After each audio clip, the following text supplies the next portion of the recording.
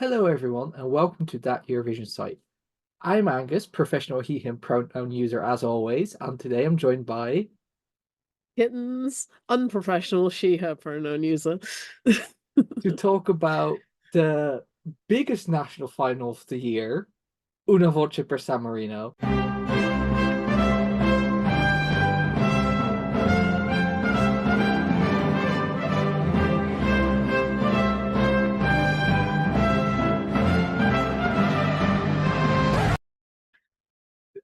There were five semis. Let's just quickly run through this fact, shall we? Five semi-finals, including one just for San Marino's artist. There was one second chance round and a 17-song final, which all happened in the space of a week. There were a total of 129 acts selected for this, so a full fifth of all national final songs this season were from San Marino. Although three were absent for a total of 126 competing entries. The winner was Megara with Onthe Onthe. I believe I said that halfway correctly, so 11-11. They went through the second chance round, and then the Spanish group, who people might also know from Benidorm, won ahead of second place Loredana Berthe, who showed up with the same song she used in San Remo, and La Rua, who finished third. Additional awards were also handed out on the night, going mostly to the top three, plus Yalise, who won the Best Look award after having left the building, leading to a very funny moment with the presenters just giving up. There also was a special pre-selection to select an AI song, which then went straight to the final together with the nine big artists, which were mostly just Sanremo artists of old, really. Um, plus like a YouTuber here and there. And I think that is pretty much all there is to say about the facts. So, Kittens, to start things off with, what do you think about Megara winning, and how do you think they'll do at Eurovision? I was pleasantly surprised to see Megara winning. So probably mostly know Megara from Benidorm Fest, where they were last year. Last year, um, and I was really taken with their track for Benidorm Fest. I was slightly less taken with this track, but I was surprised that it won against Loredana Berthe. Um, I think everybody was pretty much sitting there going, well, Loredana Berthe is basically written into this. She's winning everything. She's going to go and annoy her ex-husband in Sweden. We were all just like ready for her to like, yeah, just go. And Megara put on a stunning performance on the night and definitely one of the most like visually appealing of the whole show. Like one of the most together appearances that looked really at home on stage. Um, and while I don't think I'm not even going to attempt the trying to say it in any language apart from English. 11-11. Um while 11-11 I think is a great song and they're great performers, they clearly know what they're doing. I feel like they were stronger performance this year in Voce than they were in Benidorm Fest, even though I preferred the song from Benidorm Fest. Um, I think they'll do relatively well. Like I don't know that it has the punch to really like be right up there. But, this is what San Marino's third year in a row of sending a rock track. So we had Pete Jacks last year and, well, I don't know if you can call Achille Lauro rock, but like whatever Achille Lauro is. Um, so third year in a row of sending a rock track. I hope it pans out for them better this time than it has done the last few times where it's really not gone very well. So yeah. Yeah, I'd echo a lot of that. I'd say Megara last year at Benidorm, their song was good, but the performance wasn't quite there. I do think you can tell they're at that point they weren't as experienced just performing live as like there's definitely been a growth in that year because also even at San Marino they brought both in the much smaller semi-final pre-recorded rounds and in the live final, they brought like a full package that could. I mean, they should update it for Eurovision, obviously, but as such, you could just literally translate this to the Eurovision stage, and you would have something that wouldn't stand out negatively, which is already a great point to start from, with still plenty of time to prepare. So they clearly know what they're doing. The song is decent. It's not quite doing it for me, but it's something I do enjoy listening to. So it's very much my middle of the pack right now, but I could see it very much growing on me as well. It was a surprise to see them win in some ways, but it was very much like, okay, there are only two options. It's either going to be Loredana because, Sanremo, the entire story, one of the big artists, or it's going to be Megara because, well, they need to have like a foreign artist now as well to sort of keep the Una Voce like dream story alive of anyone could win this, plus just, other things adding on top of it. So yeah, I'm fairly happy with the song. Like I'm happy with the song winning. I'll be intrigued to see how it further develops.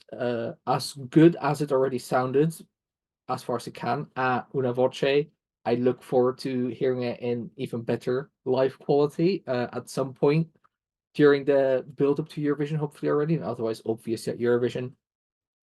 At Eurovision itself, I mean, the good news is that Spain gets to vote in the second semi-final.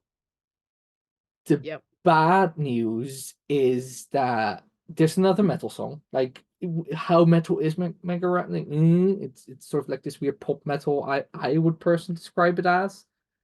And of course, how metal is Galta by who are representing Norway. It's this folk metal thing, but they do sort of fish into the rock Mm. pond, both of them.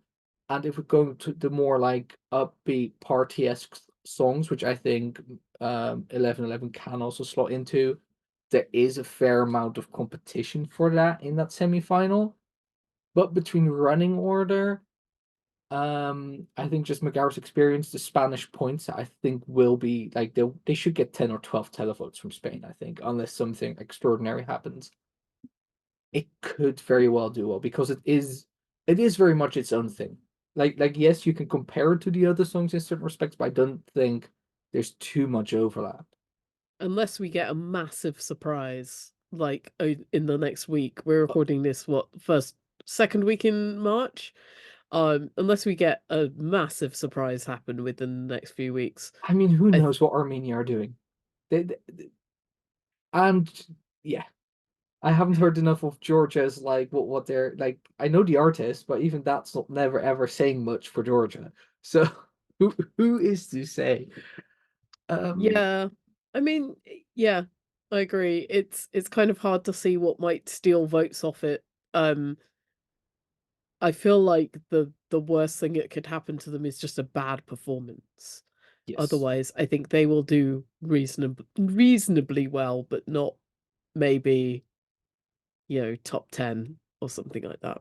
it will be a close qualifier if it makes to the final. I don't see them getting many jury points. Maybe a few here that look obvious from Spain, maybe a few from Italy, maybe because the San Marino connection here and there, but not too many jury points. And similar for the televote. So if they make to the final, which I would rank 50-50 at the moment, roughly, I do see them finishing. I don't see them getting San Marino's best result, which is, I believe, like 18th or something like that.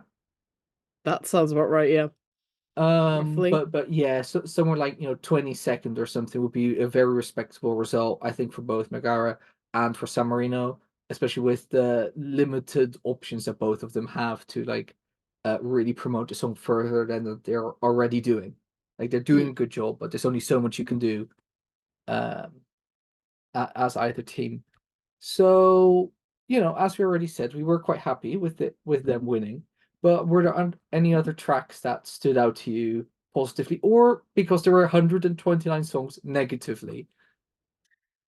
I mean, I want to mention one track which was in, I think, semi-final one, which was memorable for some of the weirdest reasons I've ever seen, and that was Loco Boombox Informer. All round some of the weirdest performance that I've ever seen, and, I watched a lot of Matte Black videos. Um, th for in case you didn't watch this, this is a man dressed in, like, neon yellow lycra doing some sort of, like, exercise routine halfway through the song. There is, of course, a large neon yellow boombox on the screen. It was just I mean, it was memorable, in the way that I think I've seen it in some sort of, like, nightmare. But, you know, kudos to that dude. It was, like, a good performance, but it was just yeah. You kinda had to just stop and watch it again and go, "What the what did I just watch?" kind of moment. I kind of low-key wanted him to go through just because it was so blooming random. Um, from the final, I think I'm gonna absolutely massacre, like, saying this word. Um, ex Exciove? That's probably wrong. Nostalgia. Per Giove, they said. Thank you. Nostalgia, that one was a lot of fun. I would have been quite happy for that one to go through. That was a lot of fun, and also the Big Mama, that was a lot. That was quite good. It was a bit low key of a vibe, but I enjoyed it. It had good presentations on stage. It was, very enjoyable, very slick. Will I remember it in 6 months' time? Probably not, but was it fun at the time? Yeah. Yeah, I'd say like Per Giove are definitely a good name to shout out. I honestly most of these songs I live tweeted 3 of these nights, so I was more busy trying to make up bad puns to keep the thread going instead of actually listening to them. Um, yep. I quite liked This Is L with Gold, which went to the all the way to the second chance round, which the music was quite nice. It was sort of like this pop rock, semi-adult contemporary 90s moment, and but then the stage was like suddenly like fully James Bond Goldfinger-esque moment with basically naked woman just fully in gold body paint showing up, I just remember this now. dancing Yep. across the stage in a very strange way. Like the choreo was also interesting, let's say that much. Um, I mean, the song was good. I'm not. I'm still the staging still baffled me. There were some other like Corda Libre who just showed up with like 3 guitars, another like string instrument. I believe it's not guitar, but I forget the name. I'm not necessarily great with the names of instruments, and like someone on the drums, plus then a singer. So there were just 6 people just playing acoustically on stage, basically. That was a really fun, like low key song. It has sort of like almost like more Eastern Mediterranean vibe to me, but like no complaints there. I'm trying to think honestly. Yeah, no, there were honestly this year there were fewer complete disasters than the last 2 years where we really had people that just couldn't sing at times, to put it Yeah. mildly. Um, which of course at times made it less funny to watch, but did make it a more competent overall national final. As for just yeah, and the songs there were like a decent amount of good songs, but when you have so many songs just thrown at you and half of them aren't even on streaming, even now I believe it's going to be difficult to really pick them out. But yeah, I would say like overall, I was fairly happy with the qualifiers on most nights, including the second chance people. And yeah, I'd say like if you just want a quick like look at what songs you should listen to, besides the ones we mentioned, try to find one of the recaps over on YouTube and just quickly listen. Well, as quickly as you can, listen to that and see if anything takes your fancy. No matter what kind of music you like, there is going to be something for you here because they really had every type of music pretty much. Yeah. It was definitely one hell of a ride. Um, do we have to mention also the last polar bear? Let's. let's talk about the last film. Okay, so some quick context because let's give it first the full context because that makes it even wilder. So San Marino teamed up with an AI company that we're not even going to name because they don't even deserve it for a multitude of reasons. But they teamed up with an AI company that were like, oh, we're going to write like a couple of songs for you, and then you're just going to grab performers who are going to perform it. There were four songs picked in that for total. They were called the San Marino Sessions finalists, and they then in like on the 9th of January, one of those was selected to join the other nine big artists to automatically go to the final. The song that was selected was The Last Polar Bear, which is a song about climate change written from the perspective of the last polar bear, sang by Dana Gillespie, I believe I'm saying her name correctly, who is mostly known for appearing in stage productions such as Jesus Christ Superstar and also for collaborating with David Bowie. Yep. And I think, yeah. I mean, obviously there is the massive debate about AI art and AI like music and what it can do, and like obviously their whole argument was like, we're not trying to replace musicians, we're not trying to replace songwriters, we're just kind of giving you a bare bones to unstick you when you get stuck or whatever. But I feel like if you're trying to promote a brand, if you're trying to promote a company, this was not a great way to do it. The song was there's no nice way to say how I feel about the song. The lyrics were atrocious.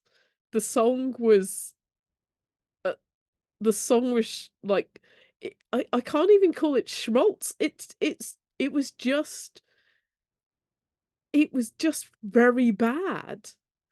And I'm the singer did a pretty reasonable job, but I am still like slightly sitting there going, I don't understand why, as a company, you would be saying this is a great advertising opportunity for your company when what was put out was not great.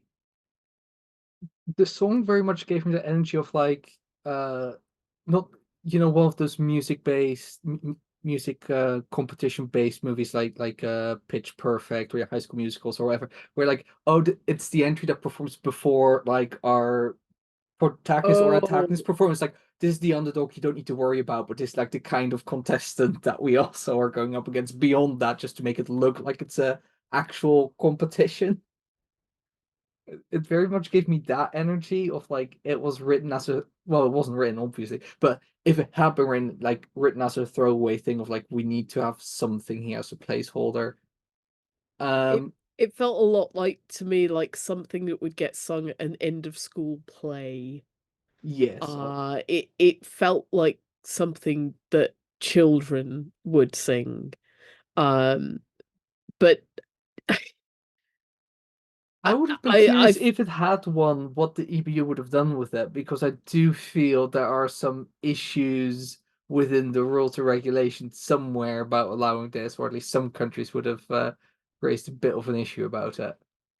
yeah, I mean, part of me, I mean, And the we were song talking was about this as if it could have won. I mean, San yes. Marino. If we said turned around and said, yeah, this song won San Marino, what would actually happen? I mean, I don't know. This is we've had three songs about AI in selections this year. Um, and we've had songs at least partially written by AI and stuff in various selections across this year and last year and stuff like that. It is an interesting thing that they're going to have to tackle at some point because it is going to be an issue, and it is an issue and it is going to be an issue. Um, so how they deal with that, but I feel like if you were worried that The Last Polar Bear was going to be like, the absolute killer track. I feel like it was not. It was not. For No. a different scenario, maybe. Yeah, not for this. I mean, there are other national finals where I could have seen this song do better than Double Checks. Like middle of the pack finish. Yeah, it finished seventh out of 17 in the final, and there are some national finals where I could have seen this finish fifth. Um, because I could have seen it go to like a small final or something. But yeah, it was just not a great song. It was a choice. I hope San Marino got good money for it so they can help Megara pull the best staging possible. And so that San Marino can just like fund their future Eurovision endeavors without having a 129 song national final. But it was a thing. It was something to laugh about because of the full absurdity of just the song itself already being absurd, and then the further context of who is singing it and when they're singing it and everything. It was it it feels like to me something that is going to come up on a card at some point in an episode of Will I Lie to You? Like, I participated in the San Marino Eurovision national selections and got beaten by an AI song about climate change. And that's what it feels like. It feels like a weird pub story, you know? It is what it is. It is Um, what it is. and I am pretty glad that it did not get higher than it is. But it is an issue that they're going to have to deal with at some point sooner or later. Yeah, because obviously people could also be hiding that they're using these tools. I mean, we would be able, for now, we would be able to tell because clearly the results are so ass garbage. But in theory, we could be running into bigger issues with that in the future. Hi, Cat.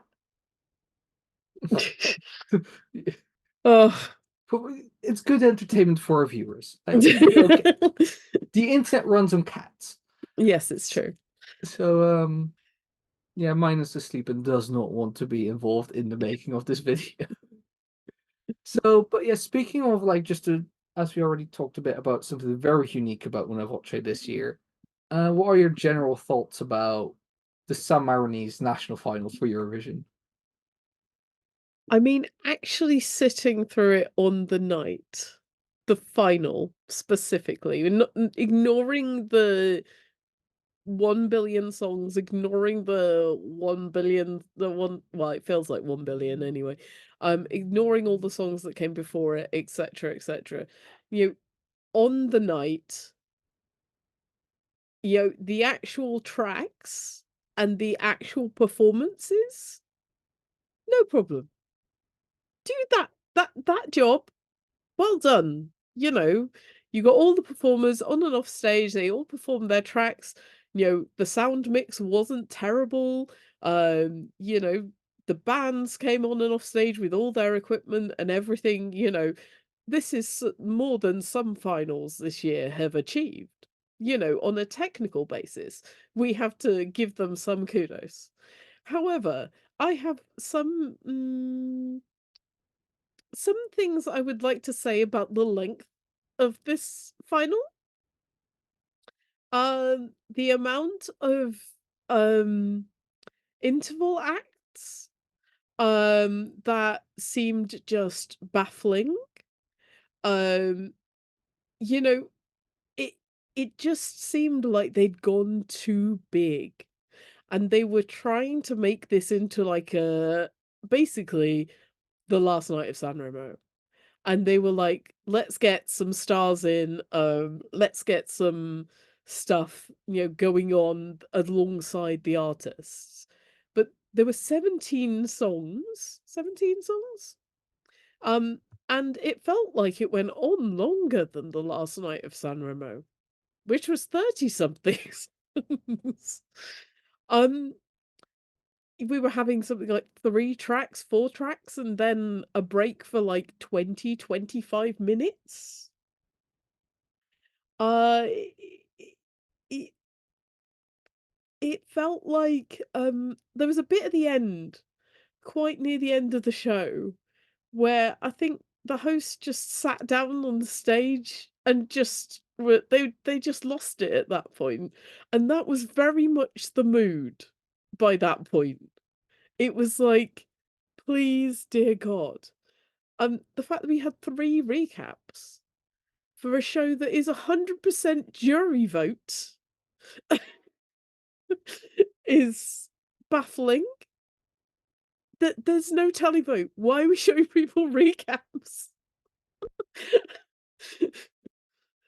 Um, if you wanna fill time at the end of the show, put in some of those, interval acts that you jammed in between the acts, you know? It just seemed very, poorly planned, when it came to the final and how it was organized. Um, considering that especially that in the semi-finals, it was very, like, the artists appeared, they did all their thing. I know some it was pre-recorded and all that kind of stuff, but it was kind of like act, act, act, act, act, act, act, act, act.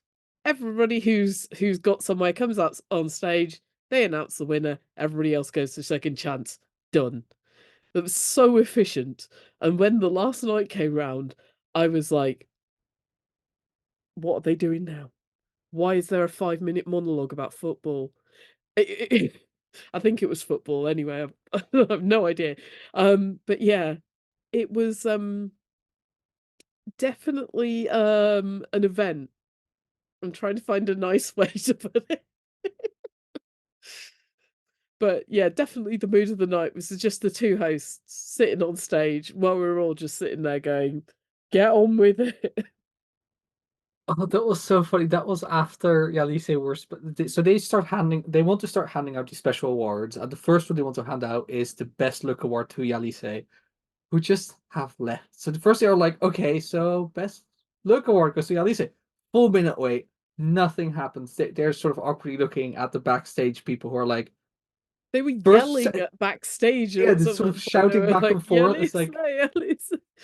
and then I was like, okay, so we'll just continue with the next envelope. And then they were basically like, intro, like, no, whatever you do, don't open the next envelope. So they just sit down and lay down, like, who even knows and cares anymore? Cut to commercial, then just running through the other awards, even though all those artists were there because we saw them on stage literally 5 minutes later. Yeah, the interval acts, there were 6 different musical interval acts, including last year's representatives, Peak Jacks. There was also indeed a football speech and a comedy routine. Y I, I think comedy is a stretch. I mean, it's not the worst comedy routine I've n seen at a national final this year. yeah, but that's because I know exactly where the worst comedy routine is, or should we say comedy routine. Exactly, that's oof. Um, yeah, no, it was a wild wild fun. I do feel they're sort of trying out what they want it to be, plus also sort of experimenting with like trying to make a recap and that kind of more on the fly kind of editing creation stuff. So I commend them for that, for trying out new things. Last year was the wild like Senate hosting and just endless Beatles intervals and medleys and children's choir showing up and God knows what. So, they're trying things out. I appreciate that. I'm not sure if this was strictly necessary. I would like them to try, thinking of the person that's watching it for, like, 5 hours or whatever. That would be a thing. Yes. As much as I wanna say, you know, "Go ahead, you do you," if this is the way you wanna do things, you go ahead and do it. But sitting there and watching it, and I was the live tweeter for that one as well, and I was just sitting there at one point going, "Does this end? Does this actually ever end?" I mean, at least everybody who was, like, you know, tweeting along and stuff like that, that everybody was in the similar same boat. We were all just sitting there going, "What is going on?" Um, yeah, I think it needs a little bit of work. Um, kudos to them for putting on something. Kudos to them for putting on something this big. Like, I mean, I don't know that it needs to be this big, but if they have their reasons for it to be this big, then sure, I'll go with it. It looked Um, better. It looked like it had better production value than most German national finals of the last 20 years. So, that's let's celebrate that, right? I mean, they've certainly gone and done something, and I still feel like this is what the third edition of Voce, so I still feel like they're finding their feet. It's whether they learn, from this year and whether they learn from years before that, maybe this isn't a great viewing experience if, if even the artists have left the building before the end of the show. I don't know what that says to you. I would maybe give that a think. Yeah. Let's just hope that they had like the last bus from Rimini to catch so they could get train for Bologna or something. Yeah, it was quite something. And let's hope they just keep it, keep iterating all that and hopefully improving year on year. At least it's a show, and that's always commendable. But please change the show, not this. Yeah, do you please think about what you're doing a little bit. But, on a technical level, there's some stuff to be commended there at least. You definitely put on a pretty good show in a theater. Um, you know, just, even just on a technical level, that's to be commended.